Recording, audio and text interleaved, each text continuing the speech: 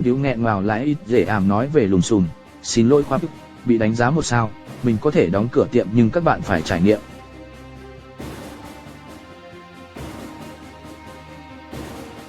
Sau phát ngôn của mình về vụ khoa tố cáo dì dọt tạt đổ mà dì dọt ở Bình Thuận, Tiểu đang bị ném đá, đồng thời, tiệm bánh mì do anh làm chủ cũng nhận hàng nghìn lượt đánh giá 1 sao.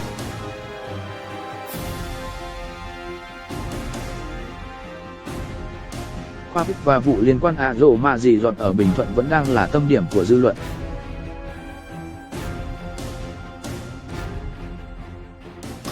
Sự việc tưởng chừng như đã khép lại khi Khoa nhận được email của đại diện mà gửi đến mình.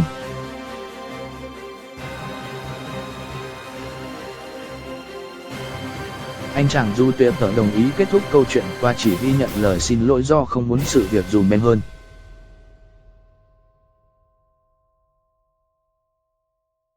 Vụ liên quan mà dì dọt ở Bình Thuận vẫn chưa thể dừng lại.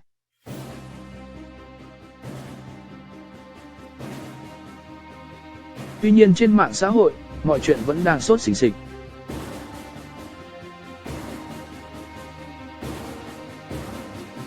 Dân mạng vẫn đồng lòng rủ nhau ra 1 sao cho mà dì dọt, đồng thời vô tình khiến những khách sạn hay dì dọt khác có tên tương tự hoặc na ná ở các tỉnh thành khác bị vạ lây.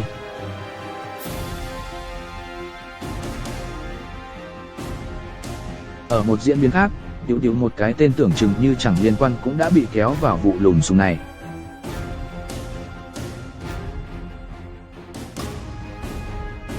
Tiểu đăng status bày tỏ quan điểm về việc đánh giá khách sạn 1 sao và sau đó xóa bài rồi đính chính.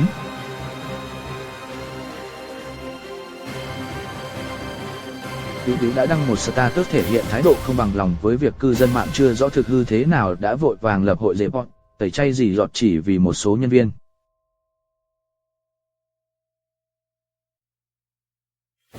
Tuy nhiên, rất nhiều người đã tỏ thái độ không đồng tình với quan điểm của Tiểu và ném đá ngược trở lại anh chàng Serge Ame.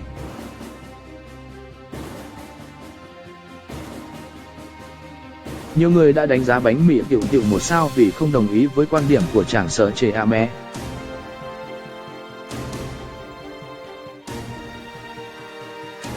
Trước làn sóng trái chiều cùng những hành động ném đá của cư dân mạng thì mới đây, Tiểu đã lại ít dễ ảm trên kênh Du Tuyết của mình, bày tỏ suy nghĩ về những vấn đề liên quan.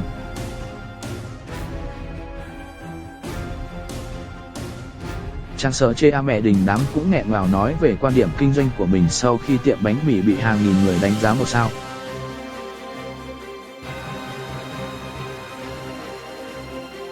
Tiểu gửi lời xin lỗi đến Khoa, mình muốn xin lỗi anh Khoa, mình không hiểu sao mình và anh ấy bị kết nối vào chuyện này.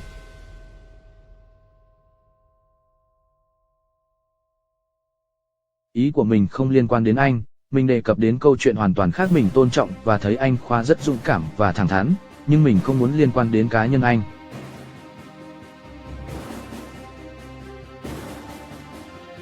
Về vấn đề lùa nhau dì dọt 1 sao, việc lùa nhau report bất cứ cái gì na ná giống tên như dì dọt, khách sạn hay bất cứ địa điểm kinh doanh nào.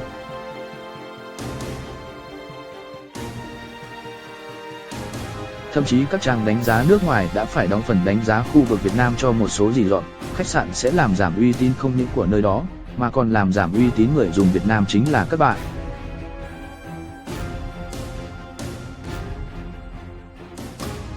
Có rất nhiều người hỏi mình bị lừa như vậy có tức không, có muốn thông báo đến mọi người không? Có Tiểu nói.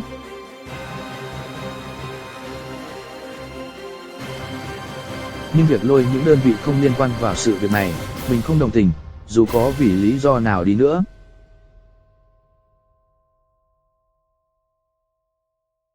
Về việc tiệm bánh mì Tiểu bị ra 1 sao, mình có buồn, nhưng mình coi đây là thử thách.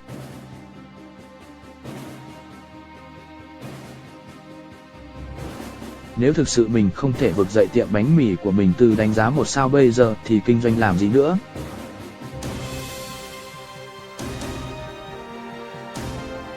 Mình phải tin sản phẩm của mình, phải tin vào nhân viên của mình, phải tin vào hệ thống quản lý của mình, nếu như còn hy vọng với khách hàng.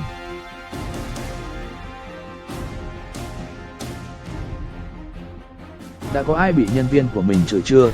Đã có bao nhiêu bạn nhìn thấy, nghe thấy nhân viên mình chửi khách chưa? Đã có cái bánh nào bán 50k chưa?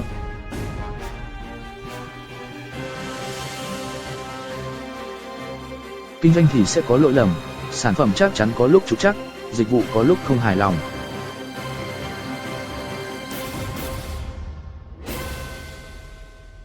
Nhưng nếu vì đánh giá 1 sao mà mai mình đóng cửa thì chứng tỏ sản phẩm của mình chẳng có cái gì cả, niềm tin của mình vào nhân viên không có một chút nào cả.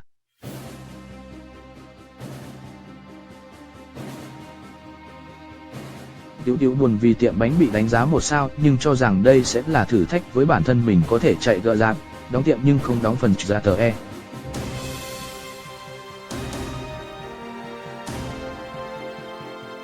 Những người đang làm chung với mình họ còn có gia đình, có tương lai, có những bạn năm nay mới 20 tuổi thôi còn rất trẻ, muốn cống hiến.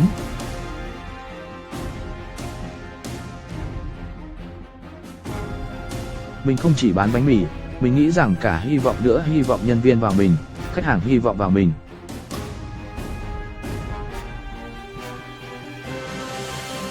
Phát ngôn cá nhân của mình gây ra hiểu lầm, gây ra tranh cãi trên mạng xã hội nên là mình cảm thấy có lỗi với họ.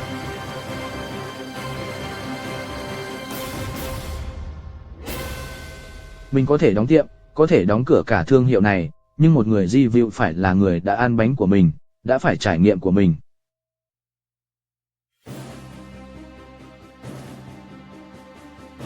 Nếu đấy là 1 sao thực sự tệ, mình muốn được lắng nghe người đó nói, vì đấy là hy vọng.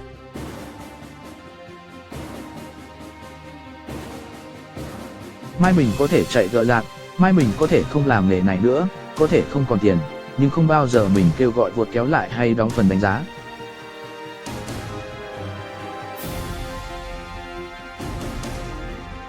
Tiểu đã nhận sai và xin lỗi khoác. Các bạn có suy nghĩ và ý kiến gì thì bình luận bên dưới nhé. Cảm ơn các bạn đã xem hết video này.